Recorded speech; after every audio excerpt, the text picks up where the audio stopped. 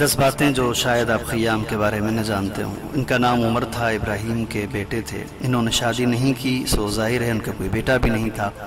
لوگ کہتے ہیں کہ وہ دراز قد تھے، ان کا سر نسبتاً بڑا تھا، خاموش طبیعت تھے اور گوشہ گیر، مگر زبردست حافظے کے مالک تھے۔ اصفہان میں کتاب پڑھی اور نیشہ پور میں آ کر پوری کتاب ویسی کی ویسی لکھ دی۔ خیام اپنے زمانے کے کسی دانشور سے متاثر نہیں تھے سوائے ابن سینا کے، چنانچہ انہوں نے اپنے رسالوں میں ابن سینا کو معلم من کے نام سے یاد کیا ہے اور خود کو ان کا اکلوتا پیرو بھی مانا ہے۔ خیام نے ابن سینا کے ایک عربی رسالے کو درباب توحید کے عنوان سے فارسی میں ترجمہ کیا ہے۔ اپنے عمر کے آخری لمحات تک ابن سینا کی کتاب شفا کا مطالعہ کرتے رہے۔ خیام شاگرد پذیری کے معاملے میں بہت فراخ دل نہیں تھے، چنانچہ ان کے بہت کم شاگرد تھے اور انہوں نے کوئی کتاب بھی نہیں لکھی۔ 13 رسالے ہیں جو ان سے منسوب ہیں، مگر ان میں مختلف نوٹس اور بہت ساری یادداشتیں ہیں۔ انہی میں سے ایک رسالے میں میتھمیٹکس کے ایک فارمولے کا ذکر ہے، جس کے بارے میں ولڈرانٹ نے کہا ہے کہ میڈول پیریڈ میں اسے ریاضی کا شاہکار کہا جا سکتا ہے۔ خیام کے ایک نہایت باصلاحیت شاگرد عین القضات حمدانی، جو کہ جج تھے، شاعر تھے، عارف تھے، فلسفے میں نئی نئی کھوج کے لیے انہیں اس وقت قتل کر دیا گیا، جبکہ بہت ساری چیزیں ان کی کہی ہوئی بات میں سب نے مانی اور اسے بالکل سامنے کی بات کے طور پر تسلیم کیا۔ شاید خیام کے اس شاگرد کے قتل کے پیچھے ان کی وہ یاس و حسرت سے بھری ہوئی رباعیاں ہوں جو انہوں نے کہی تھی۔ ملک شاہ سلجوقی وہ بادشاہ ہے جو خود بھی شاعر اور ادیب تھا، مگر اس نے اپنے سارے کاموں کو خواجہ نظام الملک کے حوالے کر دیا تھا، چنانچہ وہ ایران کے ایک اچھے تاریخی دور کا باعث بنا۔ اس نے خیام کے لیے سالانہ 10,000 سونے کے سکے کا وظیفہ معین کیا۔ اس نے سن 467 میں اس نے خیام اور دیگر دانشوروں سے مطالبہ کیا کہ کیلنڈر کو صحیح کیا جائے۔ خیامی کیلنڈر کو ملکی جلالی کیلنڈر کہا جاتا ہے، کیونکہ جلال الدین ملک شاہ کا لقب تھا۔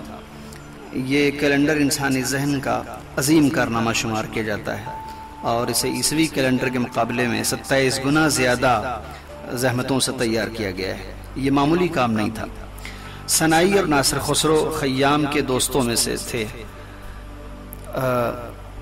ایک بار ہرات میں سنائی پر چوری کا الزام لگایا گیا۔ انہوں نے خیام کو خط لکھا تھا کہ وہ حکومت میں اپنے اثر و رسوخ کے استعمال کے ساتھ اس مشکل سے انہیں چھٹکارا دلا سکیں۔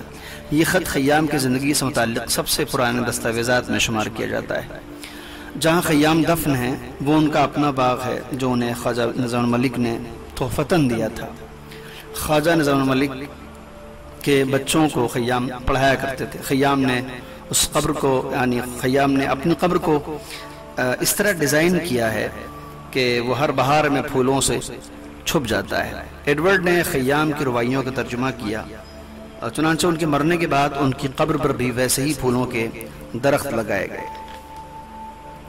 1859 میں جو خیام کی رباعیوں کا ترجمہ ہوا وہ آج بھی انگریزی کے کلاسیکل لٹریچر کا حصہ ہے اور اس کے بہت سے مصرے انگریزی میں ضرب المثل بن گئے ہیں۔ شیکسپیئر اور والٹ وٹمن کے بعد خیام کی رباعی انگریزی میں بولے جانے والے سب سے زیادہ محاوروں میں شمار کی جاتے ہیں۔